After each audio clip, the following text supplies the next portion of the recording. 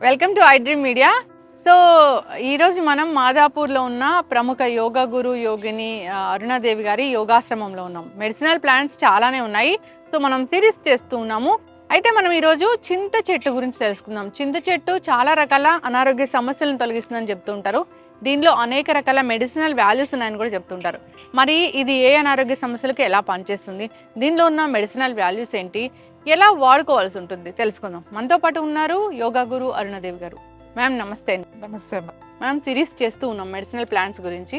మీ యోగాశ్రమంలో అయితే ఎన్ని వందల మెడిసినల్ ప్లాంట్స్ ఉన్నాయో, కాసేపు ఇక్కడికి వస్తే ఇలా వాక్ చేస్తే చాలు అన్ని రకాల అనారోగ్య సమస్యలు తగ్గిపోతాయి. సో అయితే చింత చెట్టు జనరల్గా మనం ఏదో ఒక కర్రీ లాగా చేస్తాము అదే తెలుసు, కానీ మెడిసినల్ వాల్యూస్ ఉన్నాయి, మెడిసినల్ ప్రాపర్టీస్ చాలా ఉన్నాయి, అనారోగ్య సమస్యలు తగ్గిస్తుంది అంటారు. ఏ మెడిసినల్ వాల్యూస్ ఉన్నాయి, ఎలా వాడుకోవాలి?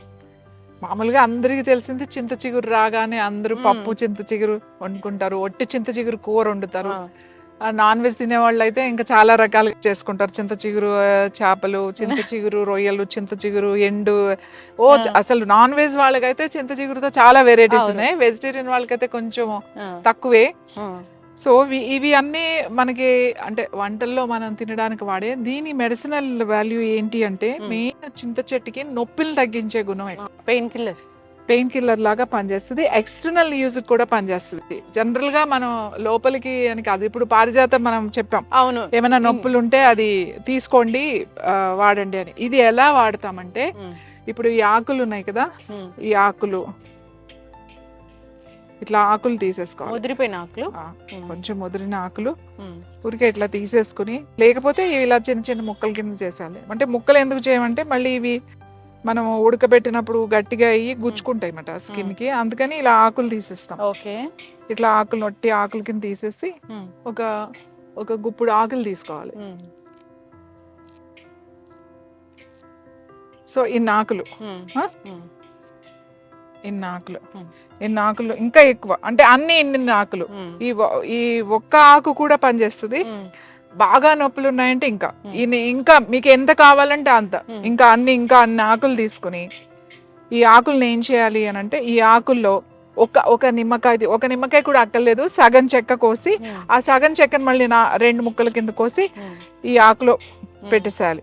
ఒక చిన్న బాండి, ఇనుప బాండి ఉంటుంది కదా, ఆ బాండీలో ఫస్ట్ ఈ ఆకు, అది వెల్లుల్లిపాయ ఉంటుంది కదా, ఒక వెల్లుల్లిపాయ తీసి ఊరికే ఒకసారి కొట్టి, ఎక్కువ మెత్తగా దంచక్కలేదు, దాన్ని చితక కొట్టడం అంటారు. ఒకసారి ఇట్లా కొట్టి ఈ ఆకు, ఆ వెల్లుల్లిపాయ రెబ్బ అండ్ నిమ్మకాయ ముక్క, కావాలంటే కొంచెం వేపాకు కూడా కలుపుకోవచ్చు ఇందులో. మునగాకు కూడా మీకు అందుబాటులో కనుక ఉంటే, మునగాకు కూడా కొంచెం ఇంత మునగాకు, ఎంత చింతాకు తీసుకున్నారో అంత మునగాకు, ఇంత ఇది, ఒక 2 నిమ్మకాయ ముక్కలు, చిన్న చిన్న ముక్కలు, ఒక వెల్లుల్లిపాయ రెబ్బ వేసేసి బాండీలో కొంచెం అట్లా ఇలా వేడి చేస్తే మంచిగా అది కొంచెం వేడి అవుతుంది. ఒకవేళ మీరు దాంట్లో కొద్దిగా నువ్వుల నూనె, 1 స్పూన్ నువ్వుల నూనె వేయండి, 2 స్పూన్లు అయిన పట్టు, 1 స్పూన్ నువ్వుల నూనె వేసి కొద్దిగా అవి ఊరికే తడవడానికి అంతే, ఇవి కొంచెం వేడి చేయండి. ఇది మనం ఆకుకూరలాగా మగ్గినట్టుగా అవుతుంది.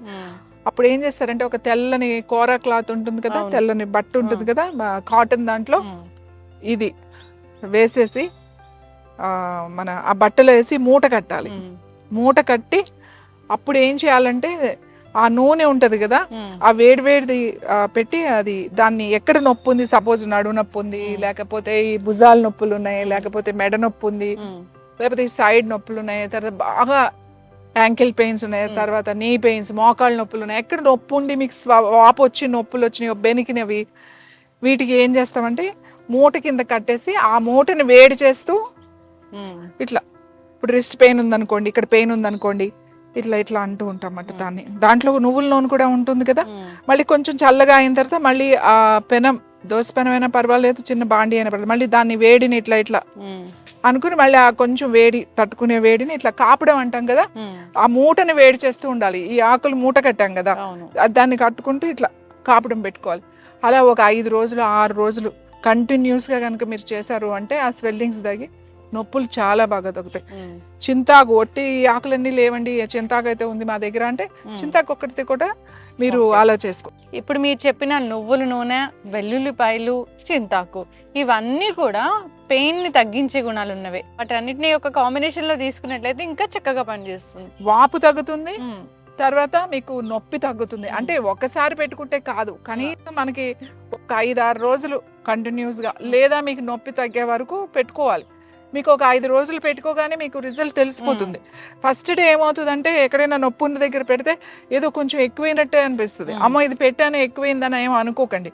ఒక 2-3 రోజులు అలా కంటిన్యూస్గా పెట్టండి, అప్పుడు మంచి నొప్పి తగ్గుతుంది. యాంకిల్స్ నడవలేని వాళ్ళు కానీ ఏదైనా సరే, చింతాకు నొప్పులకి బాగా తగ్గుతుంది. చింతాకు ఎక్కడంటే అక్కడ దొరుకుతుంది. మీకు రోడ్ల మీద పెద్ద పెద్ద చెట్లు ఉంటాయి, చింతాకు చెట్లు.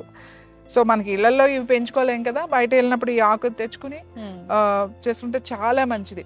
దీని గింజలు ఉంటాయి, చింతగింజలు కూడా పిక్కలు అంటాం. చిన్నప్పుడు ఆడుకునే వాళ్ళం, చింతపండు వచ్చినప్పుడు తీసేస్తాం కదా, ఆ గింజలను ఏం చేస్తారు అంటే పౌడర్ చేస్తారు, చింతగింజల పొడి. చింతగింజలు కూడా మెడిసినల్ వాల్యూస్ ఉన్నాయి, అలాగే ఈ ఆకులో కూడా మెడిసినల్ వాల్యూస్ ఉన్నాయి.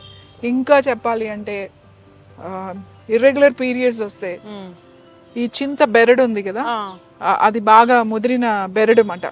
ఆ కింద కాండం ఉంటుంది కదా, బెరడు ముక్క తీసుకోవాలన్నమాట. ఆ ముక్క తీసుకుని దాన్ని ఏం చేయాలి అని అంటే భస్మం చేయాలి. భస్మం అంటే ఏంటంటే ఆవు పిడక కానీ ఆవు పేడతో చేసిన పిడకలు ఉంటాయి కదా మనకి, ఆవు పేడతో చేసినవి, ఆ పిడకను అంటించి ఆ పిడక మీద 2-3 బెరడు ముక్కలు పెట్టాలన్నమాట.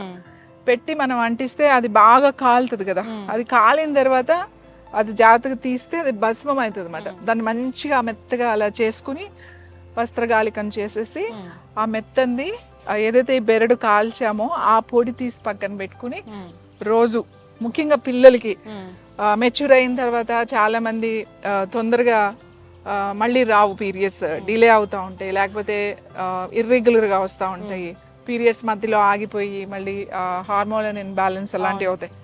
వాళ్ళకి ఆ భస్మాన్ని ఏం చేయాలంటే అరటిపండు ఉంటుంది కదా, కొంచెం అరటిపండు తీసి ఒక ముక్కలో ఒక 2 చిటికెలు భస్మం అరటిపండులో పెట్టి తినేసేయాలి. అరటిపండు తింటే చాలా బాగా పనిచేస్తుంది. మీరు అలా ఒక 10 రోజులు చేశారు అంటే పీరియడ్స్ రెగ్యులర్ అయిపోతాయి. అంటే ఓ 21 days అన్నా మీరు చెయ్యాలి, చేస్తే చాలా బాగా పనిచేస్తుంది.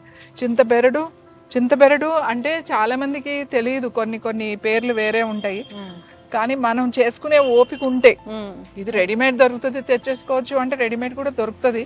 ఓపిక ఉండి మన దగ్గర అవకాశం ఉంటే అలా చేసుకుని కనుక తీసుకుంటే మంచి రిజల్ట్ వస్తుంది. ఖచ్చితంగా మ్యామ్, చాలా చక్కగా చెప్పారు. చింత చెట్టు అంటే జనరల్గా ఇవి మనం తీసుకుంటున్నామంటే దీనిలో మెడిసినల్ వాల్యూస్ ఉన్నాయని, కాకపోతే తెలియదు ఏ అనారోగ్య సమస్యలకు ఎలా వాడుకోవాలని. మీరైతే చాలా చక్కగా చెప్పారు, పెయిన్ కిల్లర్ ఎలా పనిచేస్తుందని, ఇన్ఫ్లమేషన్ తగ్గిస్తుంది అని. సో అంతేకాదు ఈ పీరియడ్స్ ఇష్యూ కూడా చాలా బాగా పనిచేస్తుంది. పీరియడ్స్ ఇష్యూకి నేను ఇందాక చెప్పాను కదా, మూట కట్టుకోమని ఆకు అది కొంచెం వేయించి వేడిగా, ఆ వేడిగా నొప్పి చాలా మందికి బాగా మెలిపెట్టి వచ్చేస్తా ఉంటది. ఎంత అంటే పాపం వాళ్ళు అసలు కదలలేరన్నమాట, మూమెంట్ ఉండదు, ఏ మెడిసిన్ వేసుకున్నా పనిచేయి. వాళ్ళకి కూడా దీన్ని చక్కగా కింద పొట్ట మీద ఈ లోయర్ అబ్డామెన్ మీద కనుక కాపడం లాగా పెట్టుకుంటే, ఆ మూట పెట్టి కాపడం లాగా పెట్టుకుంటే ఆ నొప్పి కూడా చాలా బాగా తగ్గిపోతుంది.